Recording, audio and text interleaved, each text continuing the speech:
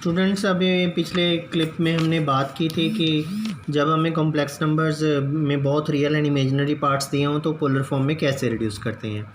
और जनरली अगर हमने इसको रिड्यूस किया था तो R cos theta plus iota sine theta में लिया था। और एक चीज़ यहाँ पे हमने जो ऑब्ज़र्व करनी है वो क्या है कि यहाँ पे दोनों वैल्यूज़ पॉजिटिव हैं।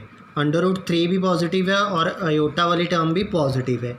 जब दोनों केस में पॉजिटिव हो तो जनरली हम डायरेक्ट इस तरह से हम इस सारी कैलकुलेशन को करते हैं और argument of Z by dividing both equations को डिवाइड करके डायरेक्टली हम टेबल से वैल्यूज़ कैलकुलेट कर लेते हैं आर्गूमेंट ऑफ जेड की। But sometimes case is different, like we have a statement if we have a z is equal to minus iota 1 plus iota. If this type of complex number is this, then how will you reduce in the polar form? So again we are taking this is equal to z is equal to r cos theta plus iota sin theta. इसमें reduce करना है हर बार first step as it is. तो यहाँ बन गया z is equal to r of cos theta plus r of iota sine theta.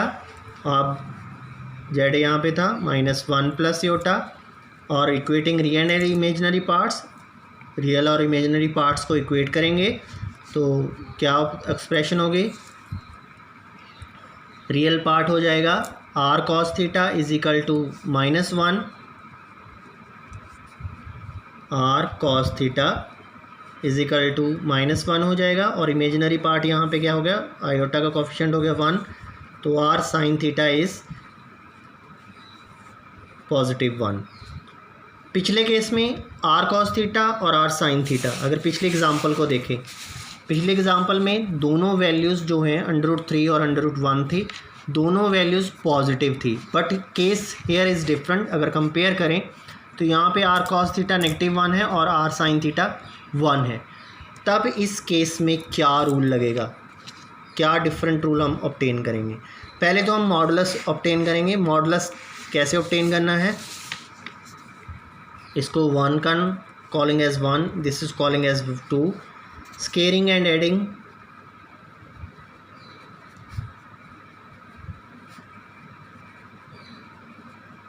Equation 1 and 2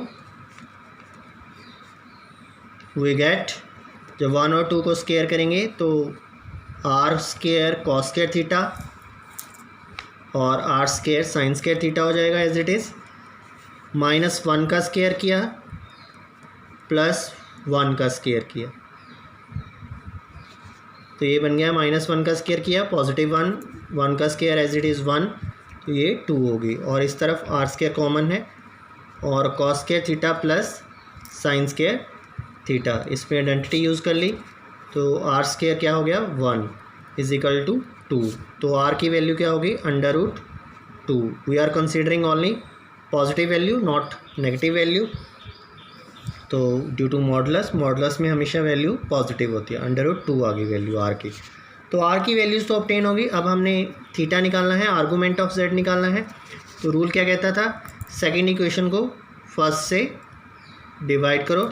so equation 2 dividing with equation 1, equation 1 से डिवाइड किया इक्वेशन 2 को, तो क्या इम्प्लाई करती है इक्वेशन 2, क्या है R sine theta over R cos theta.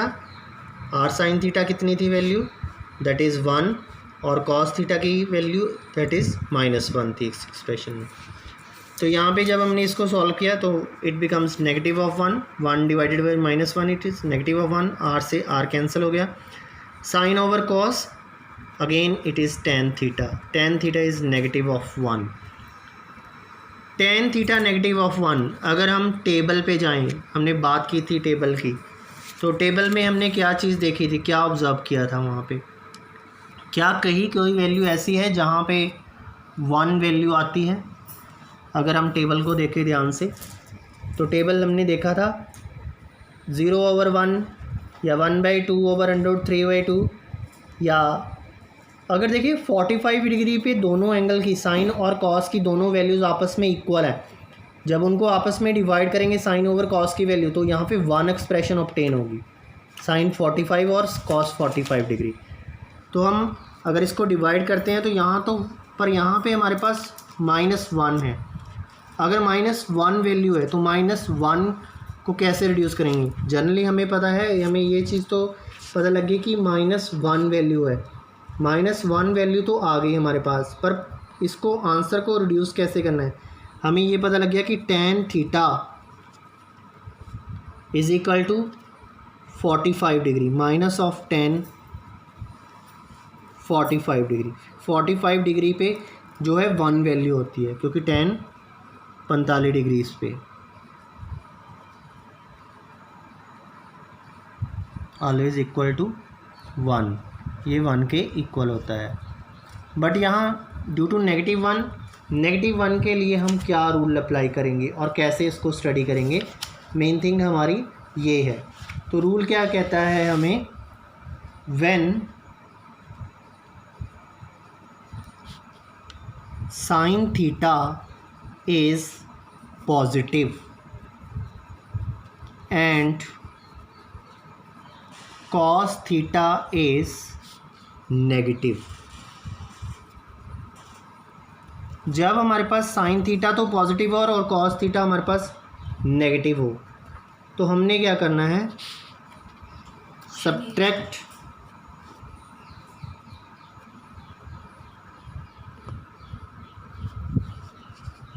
The angle theta from 180 degree. तो एंगल को किस में से माइनस करना है? हमेशा 180 डिग्री में। कब? जब साइन थीटा तो पॉजिटिव हो और कॉस थीटा हमारा नेगेटिव हो। अगर कॉस थीटा नेगेटिव है तो theta is obtained by subtracting from 180 में से माइनस करेंगे। तो थीटा हमारे पास क्या होगा? अगर इस केस में देखें तो थीटा इज़ 45 डिग्री। माइनस की बात कर रहे हैं, माइनस हम बाद में कंसीडर करेंगे। जनरली हमारे पास ये जो वैल्यू है थीटा, अगर देखें यहाँ पे इसको कंपेयर करें 45 डिग्री है।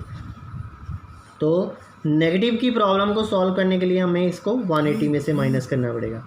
तो 180 माइनस 45 डिग्री करना पड़ेगा। तो 180 माइनस 45 किया तो दैट इज़ 135 डिग्री। तो थीटा की वैल्यू हमारे पास क्या हो जाएगी? 135 डिग्री। हमारे पास अब 135 डिग्री आ गया। 135 डिग्री में अगर आंसर लिखते हैं तो जेड इज इक्वल टू क्या बन जाएगा? आर कॉस थीटा था प्लस आयोटा साइन थीटा था। तो यहाँ पे आर हमारे पास क्या आया था? आर हमने ऑब्टेन किया था, दैट इज़ √2।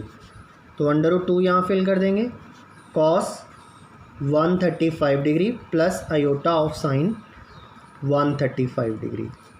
एक तो ये एक्सप्रेशन आती है आंसर की, पर जनरली बुक्स में इस एक्सप्रेशन में आंसर बहुत कम दिया होगा। तो जनरली हम क्या करेंगे, इसको 135 डिग्री को रेडियन में रिड्यूस करना है। अगेन π/180 से मल्टीप्लाई करना है। तो जब π/180 से मल्टीप्लाई किया तो आप अगर इसको देखें, इसको सॉल्व करके कटिंग करके एक्सप्रेशन को हमारे पास यहाँ बन जाती है 3π/4। You can do your on behalf also. तो आपके पास एक्सप्रेशन इसको सॉल्व करके जो आएगी 3π/4 होगी। तो 135 डिग्री एंगल को रेडियन में जब हम रिड्यूस करके लिखेंगे तो 3π/4 लिखेंगे। तो जेड हमारा चेंज हो जाएगा √2 cos 3π/4 plus iota sine of 3π/4। This is a polar form for that complex numbers when one is negative value or another is positive. Which one negative value? When sin theta is positive होना चाहिए, sign वाली value positive होनी चाहिए, means imaginary part हमारा positive होना चाहिए। Imaginary यहाँ पे पॉजिटिव था। और cos थीटा को किसके साथ इंक्लूड होता है? रियल पार्ट के साथ। तो रियल पार्ट की वैल्यू जो है वो नेगेटिव हो, यहाँ रियल पार्ट की वैल्यू नेगेटिव थी। Due to this reason we are subtracting the argument from 180 degree. 180 से सब्ट्रैक्ट करके निकालना है इस क्वेश्चन में। So this is all about regarding this question.